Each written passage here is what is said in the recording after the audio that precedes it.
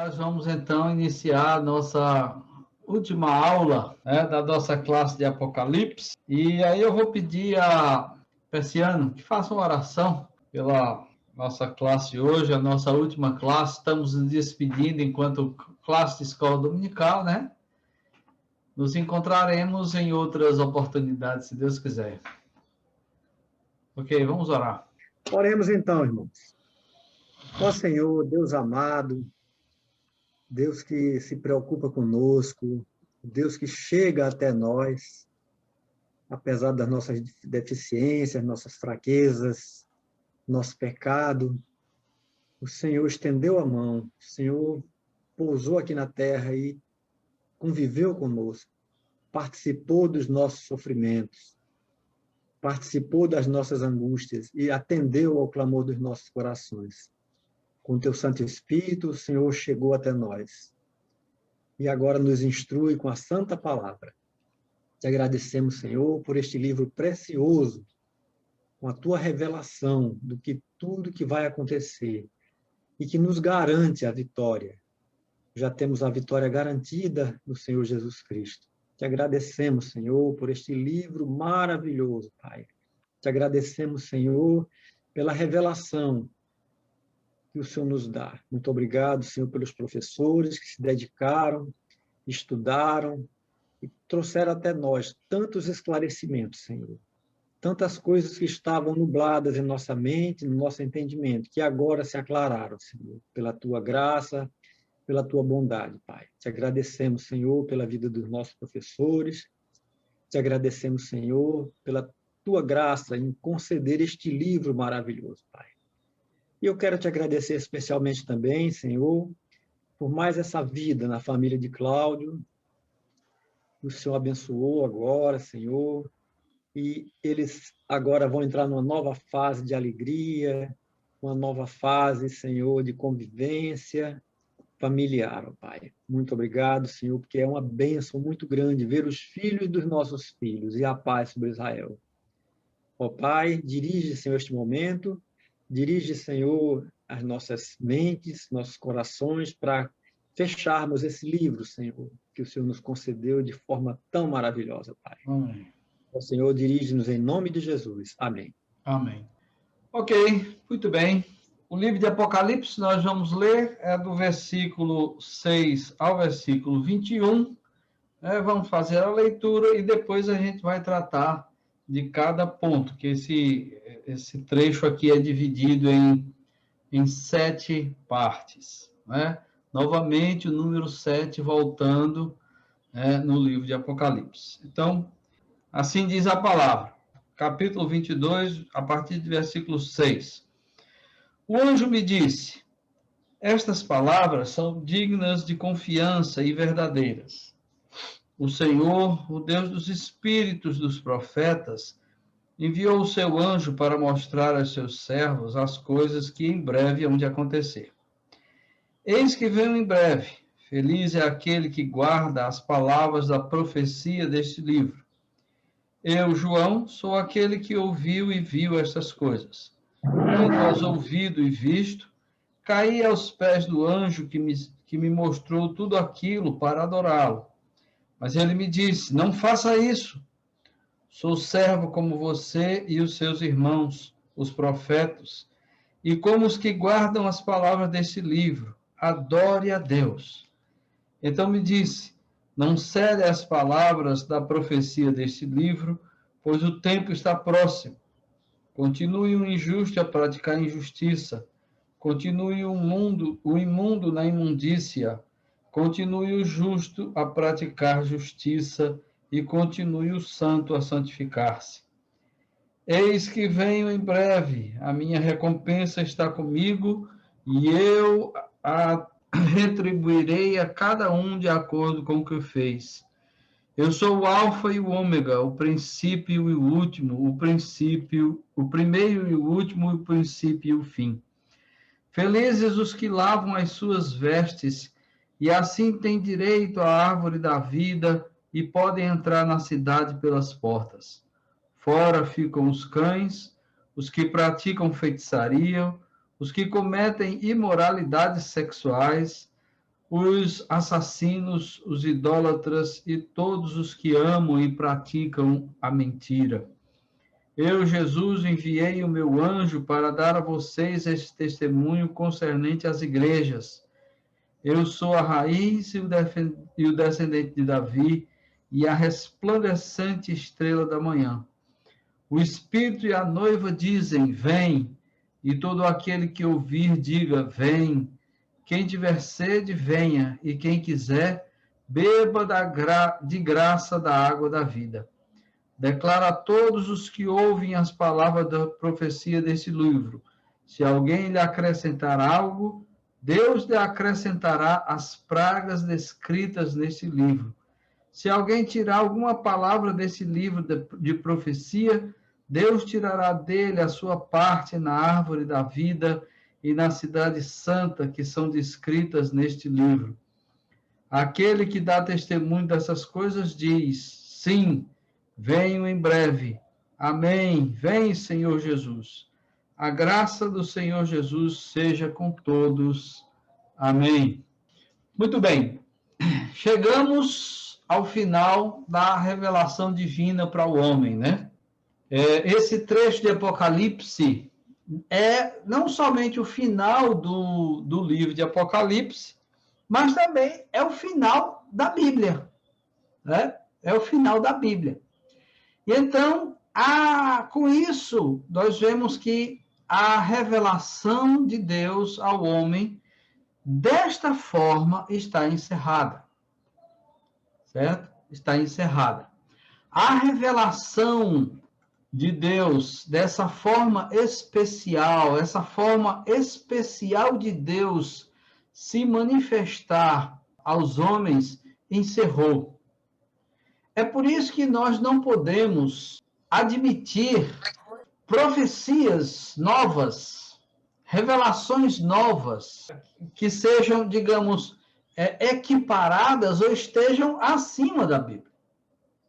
É por isso, então, que nós devemos nos apegar à Bíblia conforme ela foi revelada. Conforme ela foi revelada. A Bíblia está encerrada. Esse tipo de revelação está encerrado. Não há mais novas revelações. Todo mundo que trouxe novas revelações acabou ensinando heresia, né? Vamos nos lembrar aí das testemunhas de Jeová, que dizem que tiveram uma nova revelação. Os mormons, da mesma forma, dizem que tiveram uma nova revelação. O Espiritismo, com Allan Kardec, também diz que teve uma revelação especial. É por isso que Paulo diz lá em Gálatas, olha, se vier até, mesmo que seja um anjo do céu trazendo um evangelho diferente do que eu vos tenho pregado, seja anátema. A revelação cessou, encerrou, está fechada, está selada. Deus não está acrescentando mais nada à Bíblia.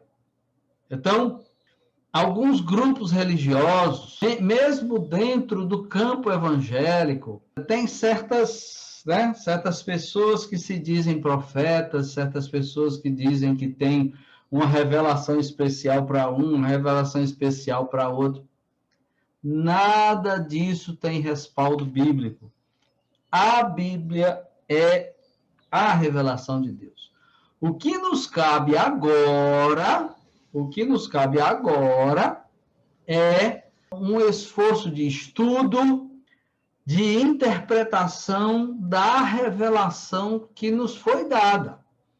A Bíblia, ela tem absolutamente o suficiente para a salvação do homem e para uma vida que seja digna diante de Deus. Nada de revelações especiais, você vai casar com fulano, olha, eu tenho uma profecia aqui que você vai casar. Nada disso. Inclusive, até, não sei se vocês tiveram a oportunidade de ver, em um dos programazinhos que o reverendo Nicodemos, Augusto Nicodemos tem, no Perguntar Não Ofende, ele fala justamente sobre esse aspecto. Diz que uma vez alguém chegou para ele perguntando sobre isso, porque, segundo ele, uma irmã chegou para ele e disse: olha, na minha igreja lá tem uma profetisa, e ela chegou para mim e disse que tinha recebido uma revelação de Deus e que ela iria casar com um homem lá da igreja, fulano de tal. Só tinha um problema, o cara já era casado. E aí? Aí ela ficou em dúvida para saber como resolver esse problema. Ele disse: olha, minha irmã, não acredito nesse negócio não, porque... Aí ele aproveitou e falou sobre a sacralidade do casamento, que o casamento para sempre, etc. E aí, então esse tipo de coisa, então, nós devemos afastar. A palavra de Deus é que tem que ser buscada, estudada, interpretada e aplicada à nossa vida. A Bíblia tem absolutamente tudo o que é necessário para a nossa salvação e para um viver cristão que glorifique a Deus. Então, esse é o primeiro ponto. Então, uma outra coisa importante a falar sobre Apocalipse é que sem o Apocalipse, a Bíblia estaria incompleta. Porque algumas coisas, principalmente no que diz respeito a Gênesis, algumas luzes são lançadas em Gênesis a partir do Apocalipse. Por exemplo, a gente só vai saber quem era aquela serpente lá do Jardim do Éden aqui em Apocalipse. Porque lá no capítulo 20, ele fala, né? No versículo 2, ele prendeu o dragão, a antiga serpente que é diabo, Satanás, e o acorrentou por 1000 anos. Em Apocalipse, no capítulo 20, que nós vamos saber que aquela antiga serpente era o diabo, Satanás, porque foi revelado aqui em Apocalipse. Uma outra coisa também é que nós, em Apocalipse, especialmente aqui no capítulo 21, é que a gente vai saber o significado da árvore da vida, que é a vida eterna. Nós sabemos que a revelação de Deus é progressiva. Então, lá no Gênesis, quem recebeu o Pentateuco inicialmente, né, tinha lá a árvore da vida, mas ainda não tinha nitidez do que significava essa árvore da vida. Nós somos extremamente privilegiados porque temos toda a Escritura, toda a revelação à nossa disposição. E nós sabemos que a árvore da vida é um símbolo para a vida eterna. E uma outra coisa também, somente com o Apocalipse nós temos a revelação de que o nosso destino eterno não é um céu etéreo. Nós não vamos viver a eternidade toda a nossa alma separada do nosso corpo. Não. Somente em Apocalipse nós temos o conhecimento, fechando toda a revelação, de que o nosso destino é um destino não, digamos assim, não etéreo, mas um destino corporal, podemos dizer assim. Porque toda a natureza será redimida, será restaurada, será refeita a partir da que existe, para a eliminação de todo e qualquer vestígio de pecado, e nós vamos viver nessa terra como que num Éden restaurado, só que num Éden muito superior ao Éden original, porque agora céus e terra são a mesma coisa. Os novos céus e a nova terra é a mesma coisa. Deus estará aqui conosco, convivendo conosco. E a gente só sabe disso a partir de Apocalipse. Isso é o que fecha toda a revelação. Então, Apocalipse fecha toda a revelação. Além de trazer todo aquele conforto, todo aquele consolo, demonstrando que a vitória final é de Cristo, que o Cordeiro vencerá, e mostra também o nosso destino eterno, um destino glorioso, como nós vimos no domingo passado, quando foi tratado sobre a cidade santa, que é a igreja, né? E que nós vamos viver essa... E aí, fechando a revelação, fechando o Apocalipse e fechando a revelação especial de Deus, a revelação escrita, nós temos 7 ensinos de Jesus para a sua igreja, 7 ensinos de Jesus para nós. Primeiro, o primeiro ensino trata da confiabilidade da palavra revelada. Isso nós temos no versículo 6. O anjo me disse: estas palavras são dignas de confiança e verdadeiras. Então, aqui há digamos assim, Deus está empenhando a sua palavra, dizendo, olha, essas palavras são fiéis e verdadeiras.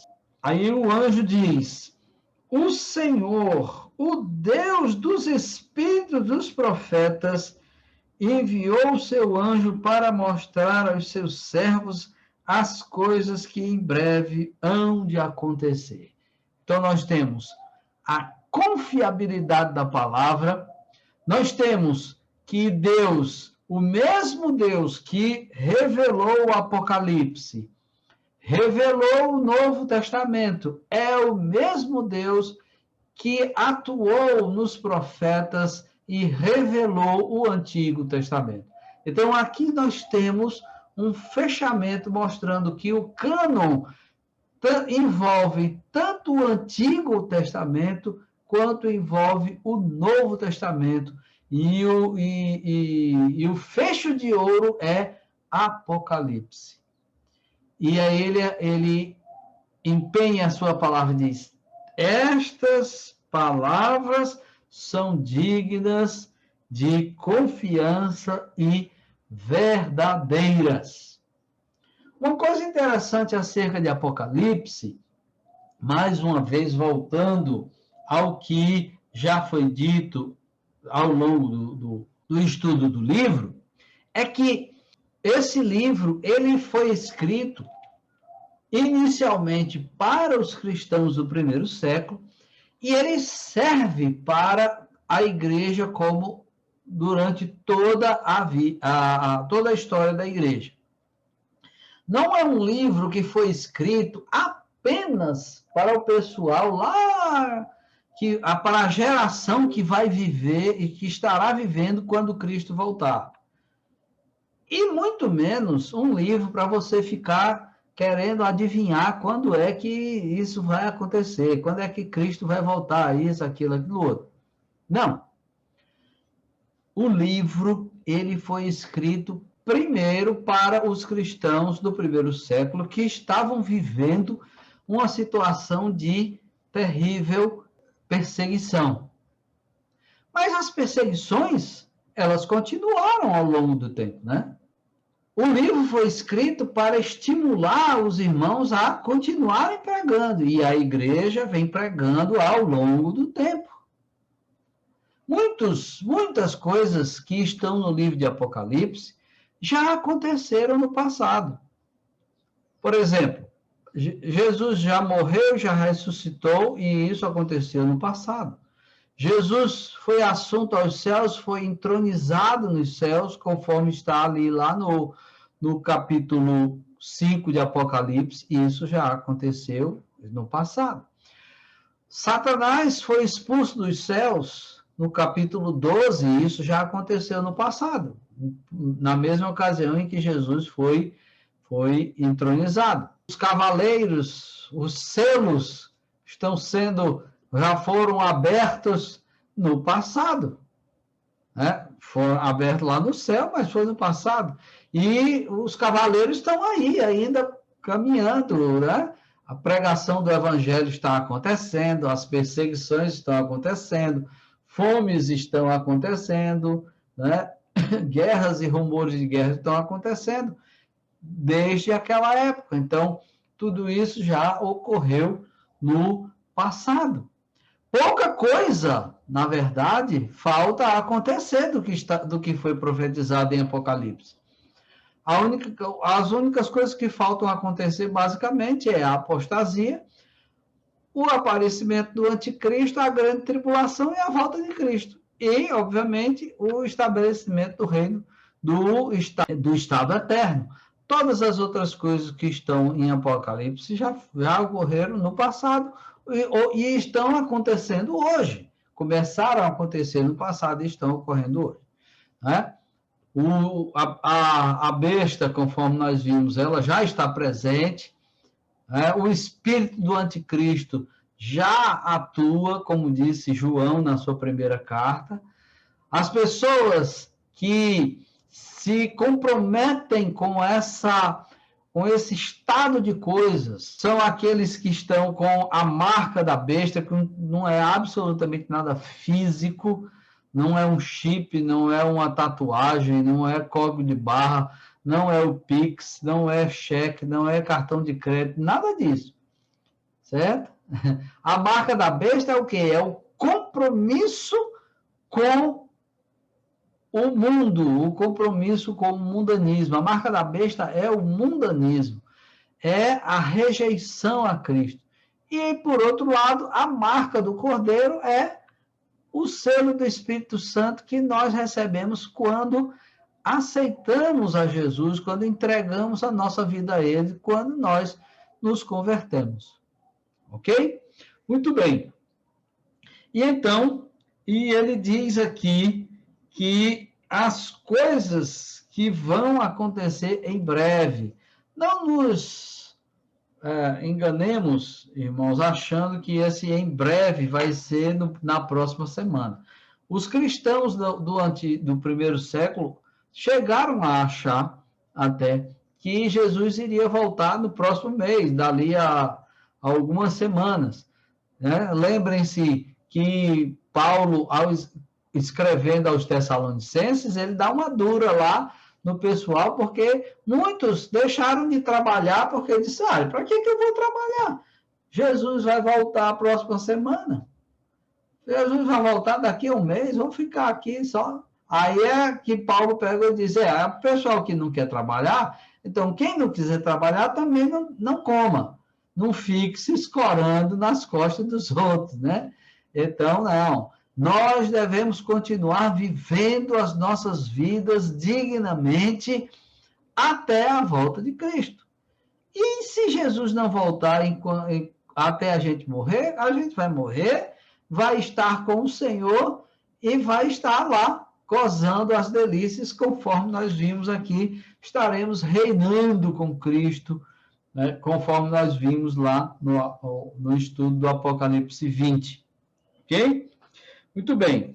Então, a segunda lição que esse trecho nos traz está no versículo de 7 a 9, e mostra que a palavra deve ser guardada. Eis que venho em breve. Feliz é aquele que guarda as palavras da profecia deste livro. Eu, João, sou aquele que ouviu e viu estas coisas. Tendo-as ouvido e visto, caí aos pés do anjo que me mostrou tudo aquilo para adorá-lo. Mas ele me disse, não faça isso. Sou servo como você e os seus irmãos, os profetas, e como os que guardam as palavras deste livro. Adore a Deus. Então, versículo 7 fala, mais uma vez, Jesus vem em breve. Jesus virá, isso é certo. Não importa que já tenham passado 2000 anos. Não importa. Para Deus, 1000 anos é como um dia como 1000 anos, né? Então, na contagem de Deus, ele virá em breve. E Pedro nos diz, na sua carta, que para aqueles que dizem que Jesus está demorando demais, essa promessa aí é lorota e tal, não sei o quê. Não, ele diz assim, ele retarda a sua vinda por misericórdia, dando oportunidade para que as pessoas se arrependam, certo? Então, mas Deus tem exatamente um dia certo para a segunda vinda de Cristo. Assim como ele veio a primeira vez, virá a segunda vez. Essa é a promessa que nós temos. E aí ele diz, feliz, bem-aventurado é aquele que guarda as palavras desse livro. Guardar as palavras desse livro, obviamente, não significa você pegar e esconder, né? Botar dentro de um cofre e fechar, não, guardei, está bem guardadinha aí a palavra, né? Não é isso. Guardar a palavra também não é você abrir uma Bíblia bem grande, como antigamente tinha a Bíblia da Barça, que era uma Bíblia grande, toda ilustrada, um papel bacana, acho que, se não me engano, era papel couché e tal. Aí as pessoas veem muito isso. As pessoas abriam no Salmo 90 e está lá, guardando a palavra. Estou aqui, eu guardo a palavra. Usando a Bíblia como se fosse um amuleto. Usando a Bíblia como se a Bíblia fosse um fetiche que a Bíblia vai guardar a casa. A Bíblia está aqui aberta, então Deus vai guardar essa casa, nenhum ladrão vai entrar, nem nada. Não é isso. Guardar aqui é atentar, é cumprir a palavra, viver pelos princípios que estão colocados na Bíblia. É conhecer a Bíblia, é guardar no coração, é viver de acordo com a Bíblia, como a Bíblia diz que se deve viver. É guardar, é justamente essa a ideia. Bem-aventurado aquele que guarda as palavras da profecia deste livro. Obviamente que não só de Apocalipse, também de Apocalipse, especialmente, que ele está falando aqui, mais especificamente de Apocalipse, mas projeta-se para toda a Bíblia, né? Projeta-se para toda a Bíblia. Muito bem. E o trecho aqui traz um grande alerta contra a idolatria. Veja, João está tão extasiado, está tão embasbacado, está tão fascinado com tudo aquilo que ele viu. E foi o anjo que mostrou tudo aquilo para ele, que ele chega um momento que ele não aguenta e ele cai de joelhos diante do anjo para adorar o anjo. E aí o anjo, né, imediatamente o repreende. Imediatamente o repreende. Ele diz, não faça isso. Eu sou servo como você. Sou servo, eu sirvo a Deus, assim como você e os seus irmãos e os profetas serviram a Deus. Adore somente a Deus. Aqui nós temos uma retomada muito impactante, assim, até, digamos assim, dramatizada, né? Do primeiro mandamento. Não adorar, aliás, segundo mandamento, não adorar nada a não ser a Deus. E aqui nós precisamos ter uma compreensão de que, para Deus, essas, digamos assim, filigranas linguísticas, para Deus não tem a mínima importância, viu? Então, não adianta uma pessoa chegar e dizer, eu não adoro essa imagem ou aquela imagem. Eu simplesmente venero. Para Deus, olha, é a mesma coisa. Ajoelhou diante de uma imagem, ajoelhou diante de uma pintura, ajoelhou diante de uma pessoa, dirigiu orações a essa imagem, dirigiu orações a essa pintura, dirigiu orações a essa pessoa, você está adorando outra coisa e não a Deus. E isso é absolutamente reprovado por Deus. Aliás, foi principalmente por causa desse pecado, obviamente que também outros estavam envolvidos, é principalmente por causa desse pecado da idolatria que os judeus foram castigados com o exílio.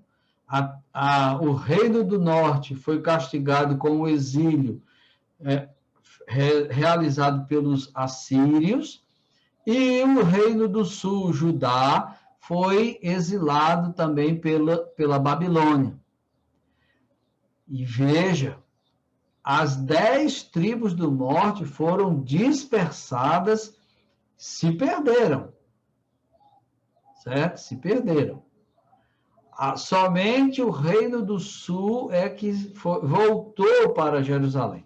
É bem verdade que havia no reino do sul representantes de outras, das 10 tribos que viviam no reino do sul.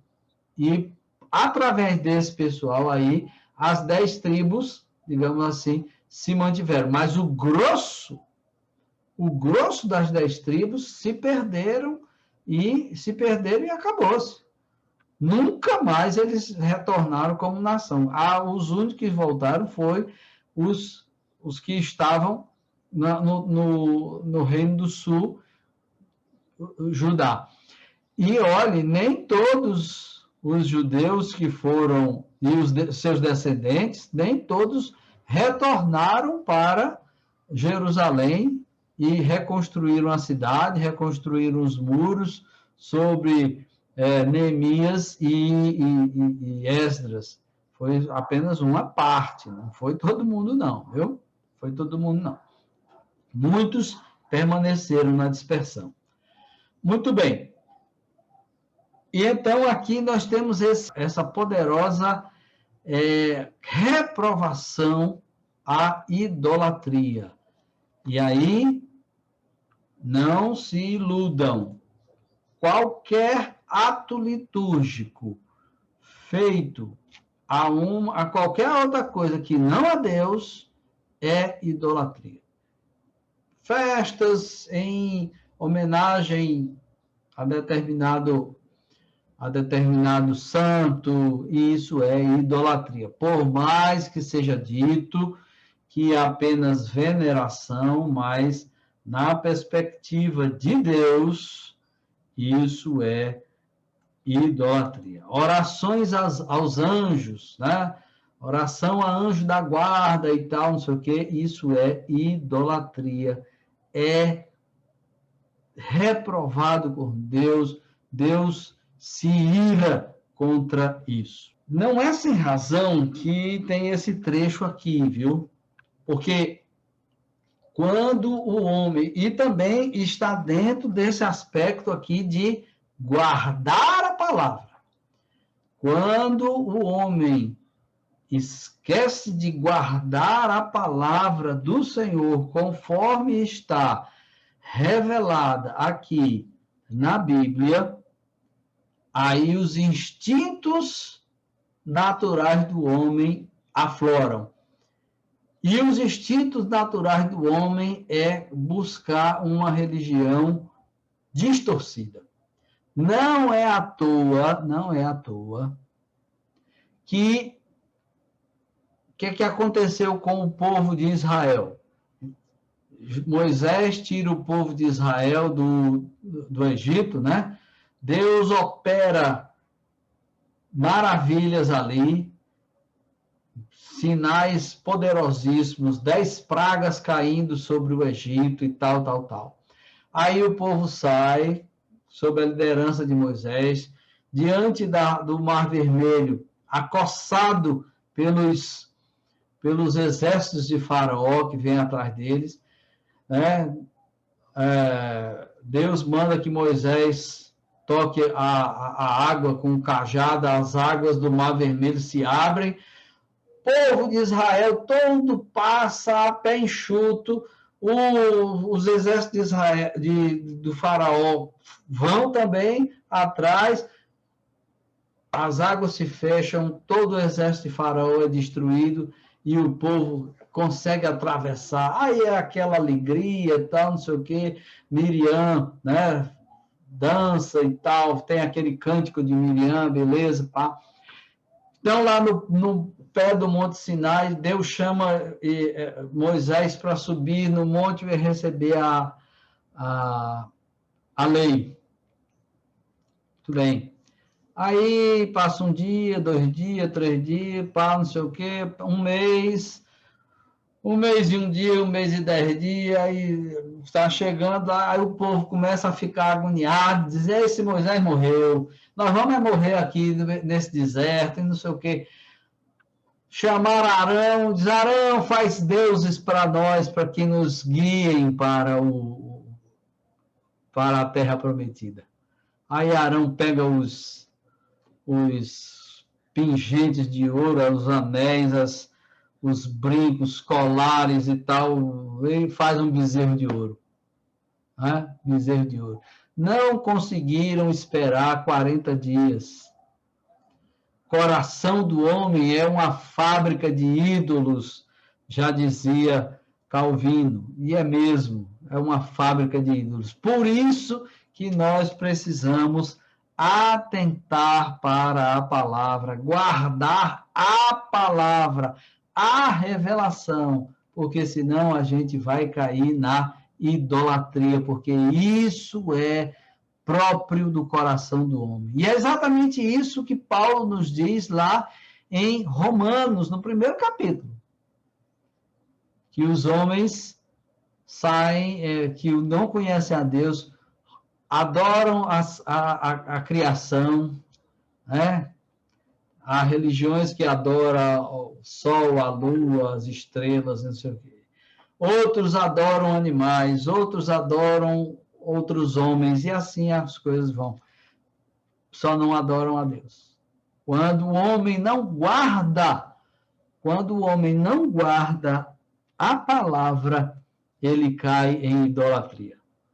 Tudo, qualquer coisa que ocupe o lugar de Deus é um ídolo. E muitas vezes isso acontece conosco na vida moderna. A religiosidade, ela é distorcida, aí cai no materialismo, no consumismo. E às vezes, então, os ídolos passam a ser a família, passa a ser o esposo, a esposa, o filho, a filha, o neto, o emprego, o carro, as riquezas. Muitas coisas podem ocupar o lugar que pertence a Deus, que é o primeiro lugar na nossa vida. Ok? Então, muito cuidado. Instrução. A instrução de Jesus é: guarde a palavra, obedeça a palavra e não caia na idolatria. Próxima lição que nós temos está no versículos 10 a 12. Então me disse: não cele as palavras da profecia deste livro, pois o tempo está próximo. Continue o injusto a praticar injustiça, continue o imundo na imundícia, continue o justo a praticar justiça e continue o santo a santificar-se. Eis que venho em breve, a minha recompensa está comigo, e eu retribuirei a cada um de acordo com o que fez. Muito bem. Aqui, que a primeira coisa que ele diz é: não cele as palavras desse livro. A mensagem que foi dada a João é para ser proclamada, é para ser pregada. Pregue a palavra enquanto eu não venho, porque ele diz, eis que venho sem demora. E durante o período da pregação do evangelho, o que é que vai acontecer? Vai acontecer o que Paulo fala lá em Romanos, no capítulo 1. Os homens vão se entregar às suas paixões. Os eleitos vão ser chamados para viver santamente. Então, é por isso que ele diz, então, durante o período da pregação do evangelho, o injusto vai continuar a praticar injustiça, o imundo vai continuar na imundícia, o justo vai continuar a praticar justiça e o santo vai continuar a santificar-se. Dois tipos de pessoas, duas categorias de pessoas na humanidade, os salvos e os perdidos. Os salvos continuarão a buscar a Deus, devem continuar a buscar a Deus, devem continuar a buscar a palavra, a um viver santo e justo, enquanto que os ímpios vão se entregar cada vez mais. É isso que nós vemos, né? O mundo sempre dividido nessas duas classes de pessoas. E outra coisa, essa é a única divisão que vai perdurar na eternidade. Salvos e perdidos. Salvos viverão conforme nós já vimos no capítulo 21. Os perdidos, o destino é o lago que arde com fogo e enxofre. Então, prega o evangelho. Essa é a nossa obrigação. Você não é obrigado a converter ninguém. E a conversão é trabalho do Espírito Santo. A nossa obrigação é pregar, falar de Jesus, falar de Jesus. O Espírito Santo vai falar o coração e vai revelar vai converter os eleitos, certo? Quarta lição, versículos 13 a 15. É quase que uma continuação dessa lição anterior, certo? Ele diz, eu sou o alfa e o ômega, o primeiro e o último, o princípio e o fim. Felizes são os que lavam as suas vestes, e assim têm direito à árvore da vida, e podem entrar na cidade pelas portas. Fora ficam os cães, os que praticam feitiçaria, os que cometem imoralidades sexuais, os assassinos, os idólatras e todos os que amam e praticam a mentira. Mais uma vez aqui, os dois tipos de pessoas, né? E aqui ele diz, eu sou o alfa e o ômega, o primeiro, o último, o princípio e o fim. Alfa é a primeira letra do alfabeto grego e ômega é a última. Isso significa, então, que Jesus estava lá no princípio da criação, conforme nós vemos em Hebreus, no capítulo 1, versículos 1 e 2, e também em João, no capítulo 1, do versículo de 1 a 3, né?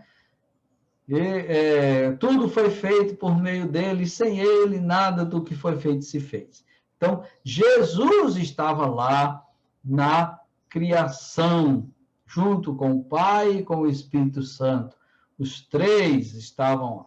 A Trindade eterna, o Deus Trino é que operou tudo isso, certo? E então, ele é o fim, ou seja, ele é o propósito de tudo. O propósito da vida da humanidade é Cristo. Sem Cristo, o homem não tem um objetivo santo e perfeito. Os homens têm vários objetivos na vida, né? Mas só quando ele mira Jesus é que ele alcança o propósito da sua vida e alcança a vida eterna, né? Só aquele que vive para Jesus é que vai experimentar, comer do fruto da árvore da vida, que é a vida eterna. A árvore da vida, é claro, é um símbolo, é uma metáfora. Certo? Então, ele mostra aqui, mais uma vez, os dois tipos de pessoas que existem no mundo. Primeiro, aqueles pecadores que lavam as suas vestes no sangue do Cordeiro, né? Aqueles que lavam as suas vestes. Não é que as pessoas sejam boas, não é que eu e você, que está aqui me escutando, sejamos pessoas perfeitas, santas, sem pecado, impecáveis. Não. Nós somos pecadores alcançados pela graça de Deus. Alcançados pela graça de Deus e que lavamos as nossas vestes no sangue do Cordeiro. E assim nós estamos limpos. Não pelos nossos méritos, mas porque Jesus morreu na cruz, ressuscitou e está sentado à direita de Deus Pai, de onde há de vir julgar os vivos e os mortos. É por isso, não é por causa da nossa justiça pessoal, mas é porque Jesus Cristo realizou a sua obra, e a obra é perfeita. A obra é perfeita.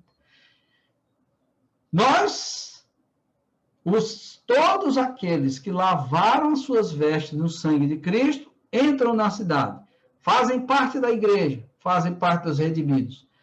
Fora ficam, né, esses aqui, que estão elencados. Os mesmos que foram vistos quando nós falamos sobre a Nova Jerusalém. Né?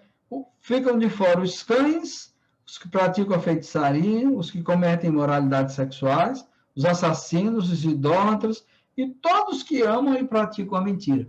Todos nós, todos os seres humanos se enquadram aqui.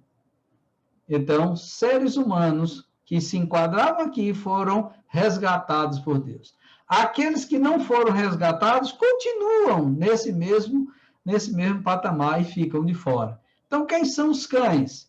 São os covardes. É aquela história, o cão que volta ao seu próprio vômito, né? É o covarde. É aquele que ouviu a palavra, até acha bacana e tal, mas fica com receio de perseguições, fica com receio das chacotas dos amigos, ficam com receio de qualquer coisa e aí rejeitam a mensagem de salvação.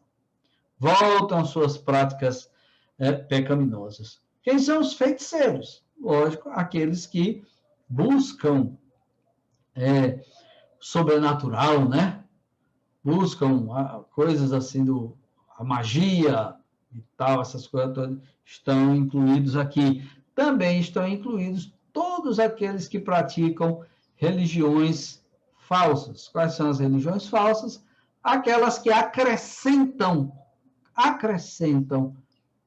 ao sacrifício de Cristo qualquer coisa que o homem deve fazer. Certo? Os impuros, ou seja, aqueles que cometem imoralidades sexuais. Para facilitar o nosso entendimento, precisamos dizer somente isso. O único relacionamento sexual que Deus abençoa e tem por santo é o relacionamento sexual entre um homem e uma mulher dentro do ambiente do casamento. Ponto. Todos os outros são pecaminosos, são ilícitos e Deus reprova. Certo? Assassinos, aqueles que desprezam a sacralidade da vida. Os idólatras, já tivemos a oportunidade de falar amplamente. Qualquer oração, reza, festa em louvor ou em homenagem, genuflexão ou qualquer ato litúrgico ou de veneração prestado a qualquer coisa, imagem, pessoa, pintura, é idolatria. Não importa se diga que é só veneração, não. É idolatria. Deus encara como idolatria. E Deus odeia a idolatria. E os mentirosos, né? O diabo é o pai da mentira. Né? Todo aquele que vive na prática da mentira é, obviamente, filho do diabo. E aqui nós temos o convite final, certo? No versículo 16 e 17. Eu, Jesus, enviei meu anjo para dar a vocês esse testemunho concernente às igrejas. Eu sou a raiz e o descendente de Davi, e a resplandecente estrela da manhã. O Espírito e a noiva dizem, vem. E todo aquele que ouvir, diga, vem. Quem tiver sede, venha, e quem quiser, beba de graça da água da vida. Jesus é o cumprimento de todas as promessas feitas a Davi, todas as promessas feitas no Antigo Testamento, certo? E ele é o descendente de Davi, como foi ele que criou Davi. Certo? Foi ele que criou Davi. Então, é o primeiro e o último, o alfa e o ômega, certo? E aí ele diz, o Espírito e a noiva dizem, vem. Todo aquele que ouvir, diga, vem. Quem tiver sede, venha, e quem quiser, beba de graça da água da vida. Até a vinda de Jesus, o convite da graça está valendo. E cumpre a nós, a Igreja de Jesus, proclamar essa mensagem. Essa mensagem só chega às pessoas se nós, a Igreja, falarmos. Se nós falarmos sobre Jesus, sobre o convite da graça. A salvação está ainda aí, aberta, disponível, né? Prega a palavra, vamos falar, vamos dizer, Jesus está chamando, converta-se, arrependa-se, creia em Jesus. Vai chegar um dia em que, quando Jesus voltar, não haverá mais oportunidade, não haverá mais oportunidade. Versículos 18 e 19, a lição é de que a revelação, como eu falei lá no comecinho, a revelação está encerrada. Declaro a todos os que ouvem as palavras da profecia desse livro. Se alguém lhe acrescentar algo, Deus lhe acrescentará as pragas descritas nesse livro. Se alguém tirar alguma palavra desse livro de profecia, Deus tirará dele a sua parte na árvore da vida e na cidade santa que são descritas nesse livro. A revelação está fechada, encerrada. Tanto não há necessidade de novas revelações, não há necessidade de acrescentar nada à Bíblia, não há necessidade de acrescentar nada à Bíblia, e também é um perigo terrível retirar da Bíblia da mensagem, né?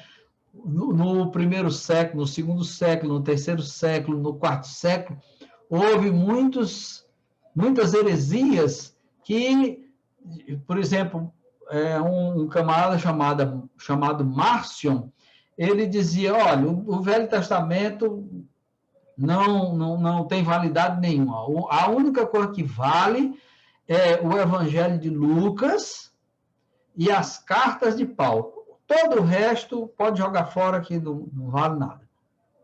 Então, veja, Márcio retirou, eliminou, digamos assim, livros da Bíblia. Os Mormons, os Testemunhos de Jeová e outros tais, acrescentam coisas à Bíblia. Nada disso. Nós devemos nos aferrar à Bíblia. Foi por isso que uma das máximas da Reforma, que continua valendo até hoje, é sola Scriptura, nem mais, nem menos. A Escritura, só a Escritura. A Escritura consubstanciada na Bíblia é que é a nossa regra de fé e de prática. De fé e de prática. Não podemos nos afastar dela. Afastar-se da palavra implica em afastar-se de Deus.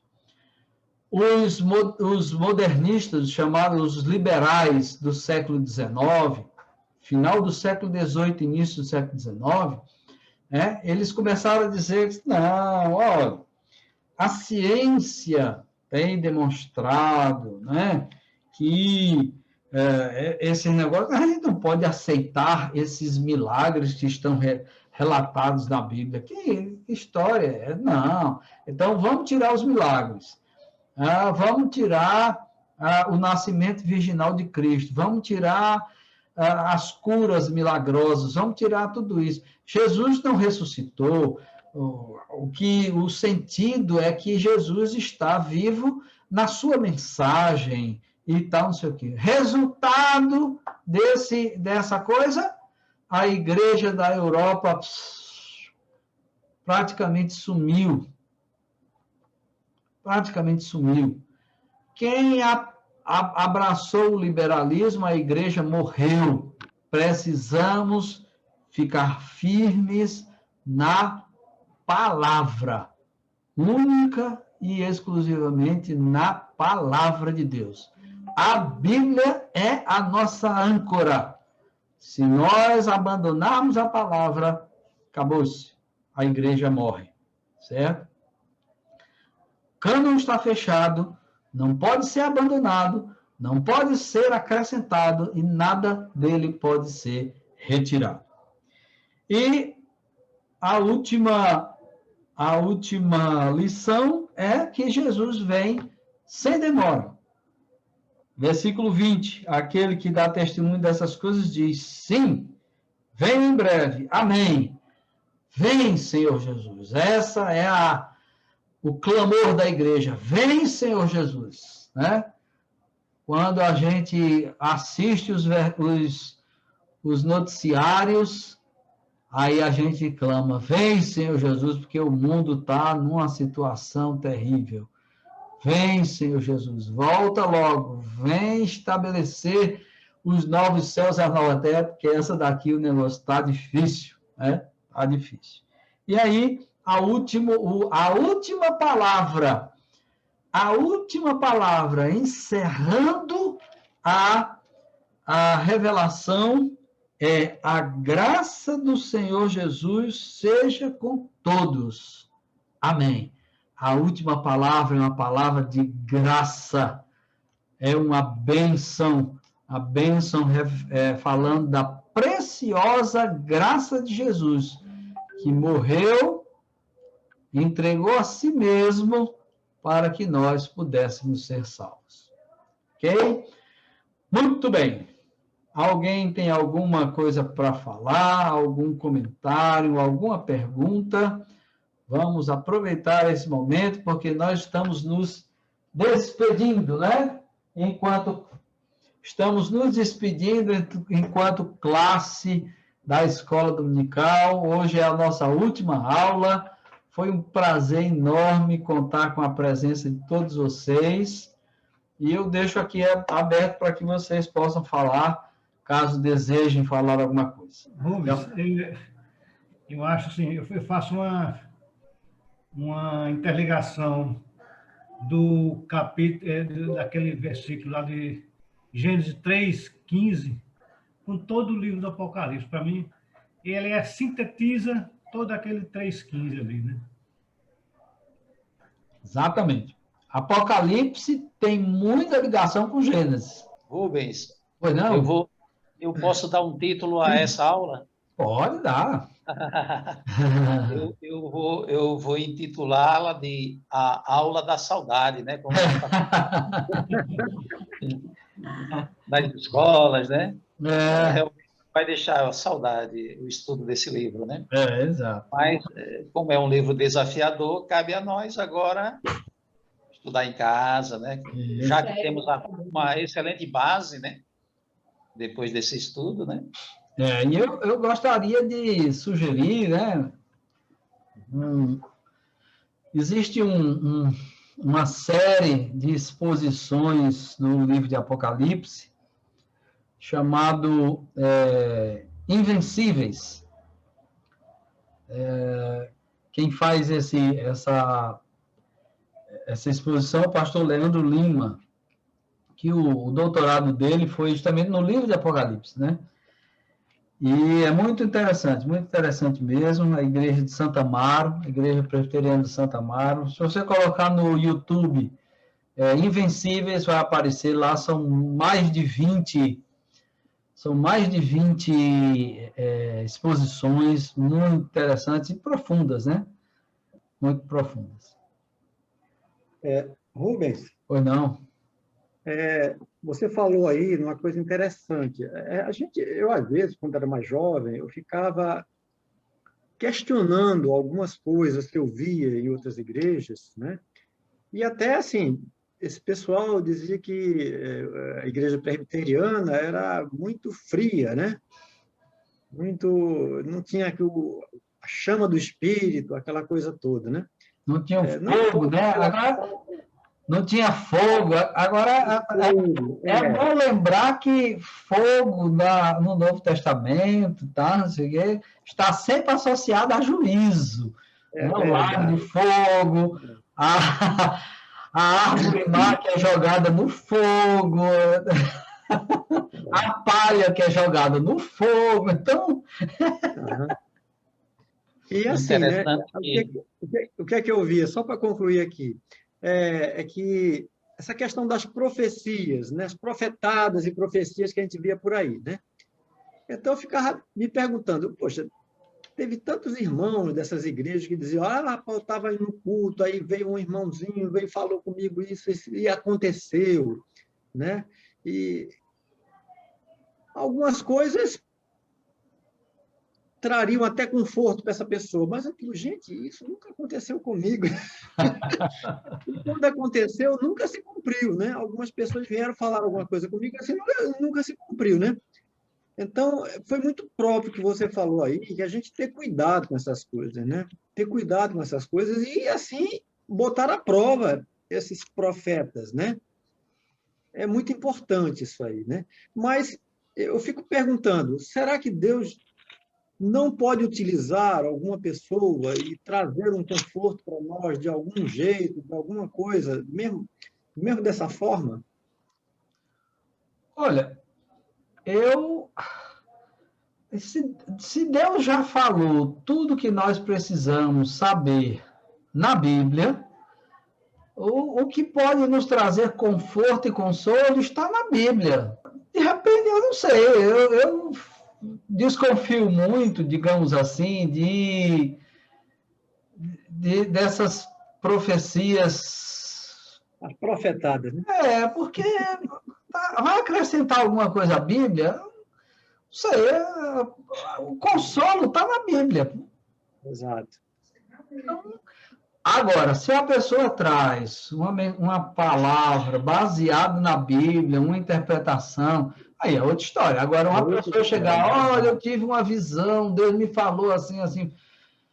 Não sei, eu tenho cá minhas reservas. Pode acontecer, Deus é soberano, mas comigo nunca aconteceu, né? E outra coisa também é assim, a gente fica, então, deslumbrado com esse tipo de coisa e deixa de recorrer à Bíblia, não é? Exatamente. Começa a recorrer a essas pessoas que muitos estão até envaidecidos, né? Exatamente. Começa a dizer besteira aí, né? É isso aí. Precisamente. Ô, Pessiano, eu vi o reverendo Augusto Nicodemos comentando sobre coisas assim, nesse sentido. Ele disse o seguinte, olha o que ele falou. Ele diz, olha, se está na Bíblia, Deus não precisaria falar outra vez. Já está revelado, né? Tal coisa na Bíblia. E se contradiz a Bíblia, não creia. Ou seja, o que realmente nós precisamos está revelado na Bíblia. E, aliás, né? Como a gente viu desde o início, o propósito do livro do Apocalipse é o quê? Nos consolar, né? Consolar a igreja do Senhor diante de tudo quanto ela haveria de passar, né? E o tema é a vitória de Cristo. Ok, queridos? Então, muitíssimo obrigado. Deus abençoe a todos. Muito grato pela presença de todos durante a nossa caminhada. Espero que essa caminhada tenha sido proveitosa para vocês, tenha trazido bênção para vocês, porque foi muito, muito prazeroso para mim dar essas aulas para vocês. Muito grato. Muitíssimo obrigada. Para nós também, muito prazeroso participar dessa classe, muito, muito proveitoso. Viu, Agradeço bastante também a todos os professores, foi uma bênção.